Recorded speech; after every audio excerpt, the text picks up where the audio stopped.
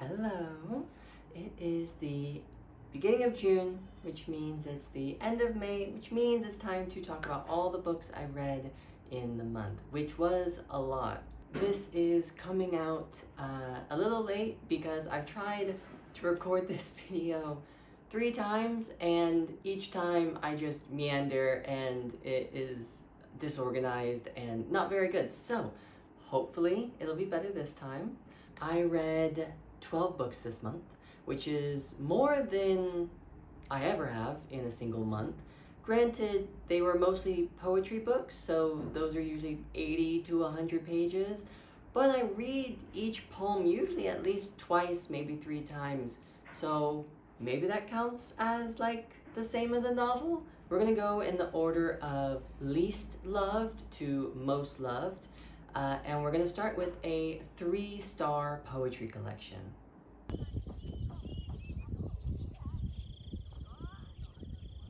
So this collection is Moons of August by Danusha Lamaris. And I gave it a 3.0. It's not a bad book, but I was a bit disappointed because none of the poems really felt urgent. The first poem I enjoyed, and it felt like a teaser to like what was to come, but then nothing really ever came. I think that there's a lot of potential in this book, but it just kind of floundered a bit because there were no risks taken. So 3.0, bit down the middle. It was alright, but it definitely wasn't my favorite.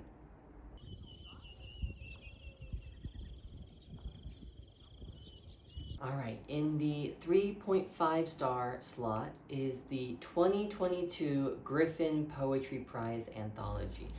I wouldn't expect to love everything in an anthology. There's so many different writers, so many different styles, but this one was really solid and I liked a lot of it. The variety was really nice, so if you're new to poetry and you're looking to explore a few different styles, I think this is a good place to start. Any of the Griffin Poetry Prize collections or any other Poetry Prize collections, I think would be a good place to start.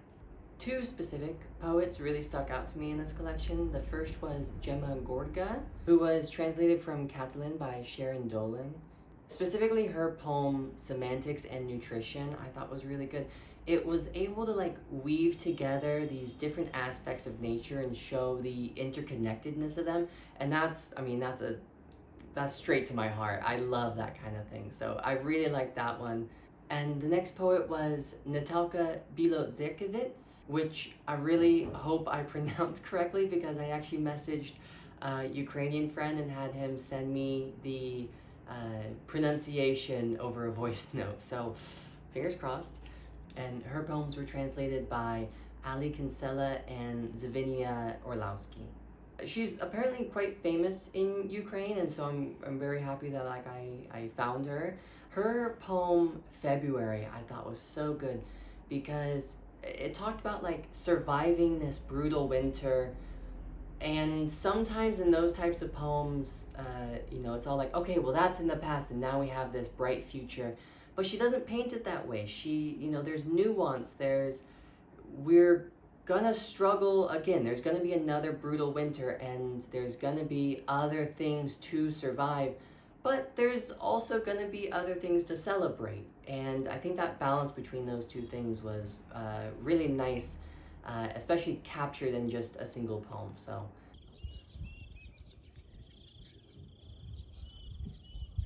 Alright, so in the 3.75 range is Metamorphosis and Other Stories by Franz Kafka, which is disappointing because I really wanted to like this more. I love the idea of Kafka's writing, and I did like a good chunk of this collection, including the Metamorphosis. That was a really good story. But kind of like the first collection of poetry, some of it just didn't feel super urgent. It didn't feel like it needed to be published. And then, after I finished it, I discovered that Kafka didn't want his stuff published after he died. Like, he wanted it either burned or thrown away. Either way, like, I kind of feel bad for reading it. And I know he's been so influential, and so many people find solace in his writing, and for good reason. So I don't know how I feel about like reading more of his work. I have to maybe think about that a little bit more before I, read The Trial or anything else. So the next two books I'm going to talk about together because they had a lot of interesting similarities.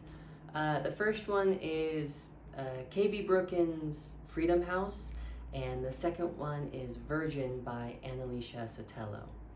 Both of these collections of poetry, they talk about family and identity, race, gender, connection, and I gave them both 3.75 stars for the same reason. I was watching a video by Kate Lee the other day, and she was talking about how she mostly reads translated fiction because the trend in North America right now is very much like this MFA style, especially in America and Canada. And in my opinion, the MFA style of writing, it's good writing, but it kind of takes away the voice of the author. It brings it into this box, but it doesn't always have, experimentation and risk involved. And that's kind of how I felt about these two collections. There is a lot to love. Most of the poems ranged from good to great, but I did feel like they were just a bit restricted by that style. If they're able to shake off the MFA vibe a little bit and experiment more with the form and the style of the writing, I could see myself really loving both of these poets.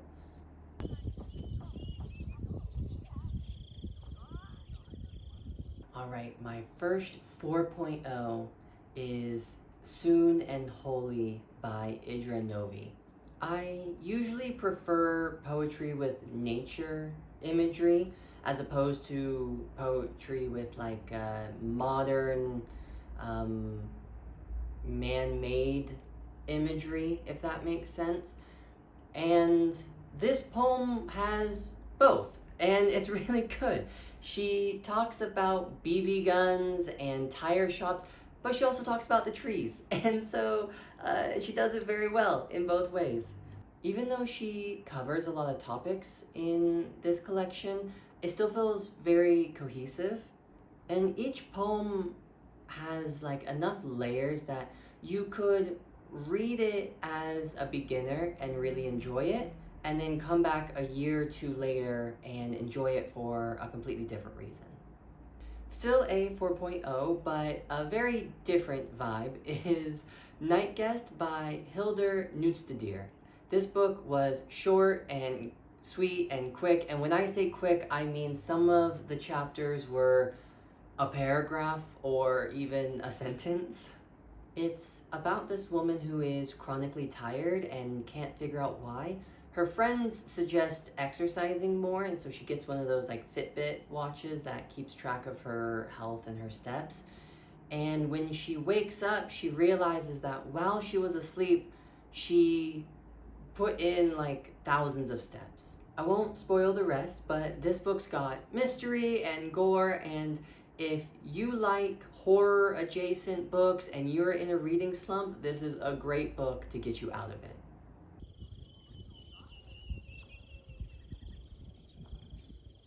Moving up to 4.25 stars is Black Shirts and Reds by Michael Parenti. This book is my first nonfiction book of the year, and so I'm really hoping that it kickstarts a trend so I can get back into nonfiction a little bit.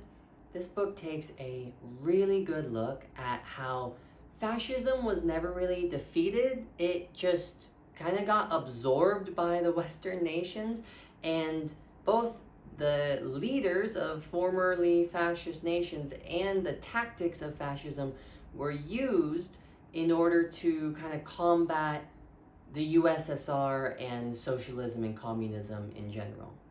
I think it's a really good counter to a lot of the propaganda that the West, especially the CIA, has spread about socialism and the Soviet Union, but it also didn't paint the Soviet Union as this utopia. There were problems, for sure.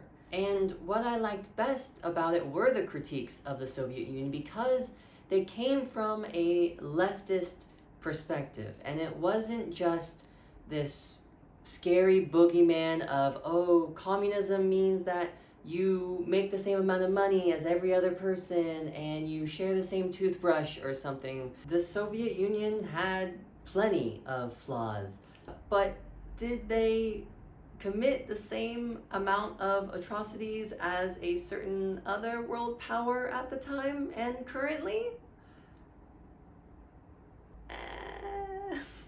Who's to say? What I would have liked more from this book, however, were like citations. And there's plenty of citations in here. It's not like Michael Parenti is just saying things on a whim. He's an incredible academic. I definitely trust what he's saying. But I think when you are trying to combat decades and decades and decades of propaganda, you need to back up every single sentence, every single idea with dozens of citations. I think an example of what I mean by this is The Shock Doctrine by Naomi Klein, which is still to me the standard for any political nonfiction. The next book is Ottesha Moshfegh's Eileen. I tried to read Ottesha Moshfegh's short story collection, Homesick for Another World, probably like 8 years ago. I was still in college. I think I had a very particular idea of what I wanted to read, and it just wasn't doing that for me. And so I didn't read any of her writing until now, and I'm so happy that I have left that behind because this is essential weird girl literature, and that makes my heart happy. The story is about Eileen, a young woman who is stuck in a dead-end job in a dead-end town. She lives with her alcoholic and very belittling father. She fantasizes about a different life, but it's unclear if she's ever going to take the steps to actually get there as much as she says that she might. Then, out of the blue, this other woman, Rebecca, comes and starts working at the prison, and she represents everything that Eileen is not. She's cultured, she's witty, she's kind, she's personable, and for some reason that Eileen cannot quite wrap her head around, Rebecca wants to be her friend. And again, I won't spoil anything, but not all is as it seems. Moshfegh does a really good job of exploring isolation and self-loathing, and she never shies away from the more vulgar parts of our lives.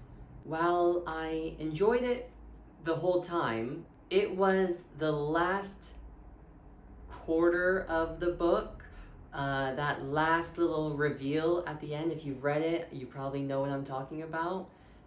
It was the direction that the book went after that that bumped it from a 4.0 to a 4.25.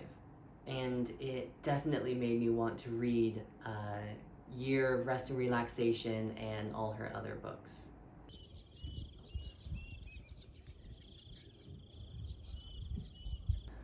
Alright, we are at 4.5 stars now, and the top 3 books of the month. First up is O Nights by Cecily Parks. This book, I read the first poem and I was like, okay, I see where you're going. Like I'm interested. And by the second poem, I was hooked.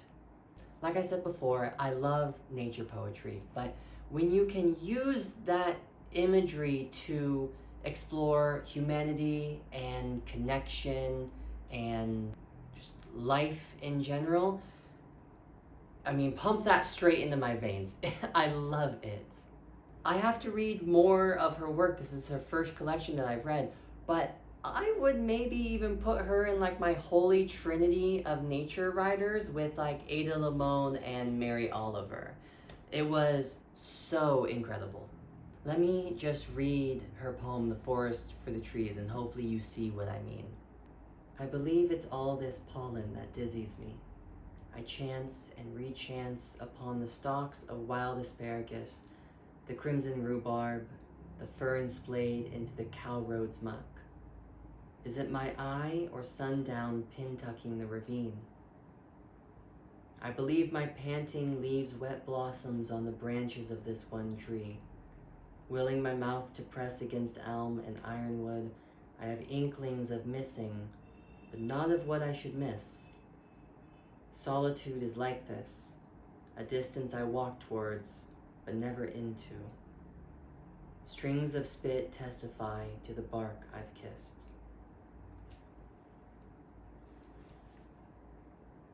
I just love the imagery, the searching, the questioning.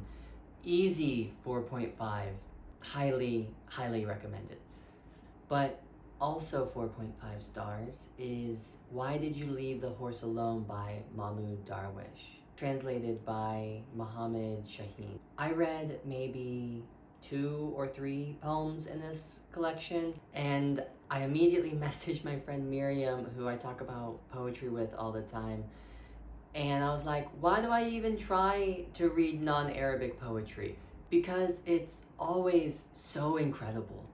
If you don't know, Mahmoud Darwish is a Palestinian writer who is sadly no longer with us, and his writing is so influential, and it will be influential for the next 100 or 1,000 years. I actually think that this collection deserves a 5.0. I'm just not smart enough to get all the references because each line is packed with meaning and layers and historical references to things that I just don't know about yet. It would take me maybe 2 or 3 more reads of the entire collection and a lot of research to really comprehend everything, but I want to do that because even now, not understanding everything completely, it's still incredible. I mean, from the first line to the very last, I loved it. I'm just gonna read a little bit from A Cloud in My Hand. A cloud in my hand wounds me. I do not want of the earth more than this earth. The scent of cardamom and straw between my father and the horse. In my hand, a cloud wounds me, but I want no more from the sun than an orange, and no more than gold flowed from the words of the call to prayer. They have saddled the horses, they know not why, but they have saddled the horses at the end of the night, and have waited for a ghost to rise from the crevices of the plain.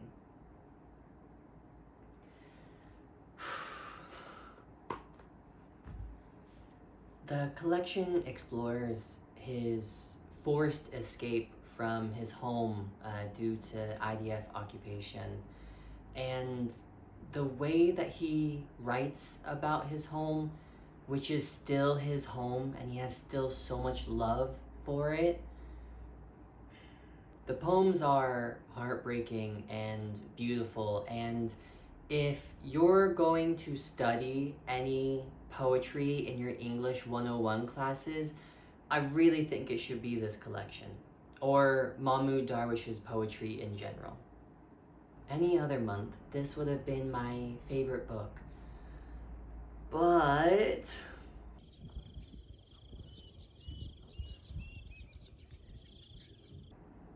Cursed Bread gave me everything I want in a book. What I value most in writing, which is probably why I love poetry so much, is the writing style. Plot and character and setting and themes, they matter, but they matter a little bit less. What I want are beautiful and succinct sentences. I love word economy. I think that when you are writing, you should look at every single word and make sure that it has to be there. And if it doesn't have to be there, and if there is a different word that is better fit for what you are trying to convey, I think you need to cut it out or change it. Most of my critiques of any particular novel are that they are too long. And it's not because of like a short attention span, because the one thing I don't have a short attention span for is reading. But it's because I don't want any meandering. I don't want you to write a paragraph when you can convey the same thing in a sentence. And Cursed Bread does exactly that. And it's gay. So what more could you ask for? The imagery, the exploration of love and desire and community and isolation, the full-fledged characters, the lyrical prose. I mean, I cannot recommend this book enough. I have thought about this book every day since I finished it. Please go read this book. And it's June, which means you legally have to read gay books. So those were the 12 books that I read this month. Let me know what you read. Let me know if you have any recommendations based on any of the books I talked about today. It's June now, which means I am celebrating Pride with all queer books this month. I'm so excited. I have so many lined up. So expect those for next month. Thank you for watching. Like and subscribe if you want. I'm not your mom, but I hope you have a good day. Mwah.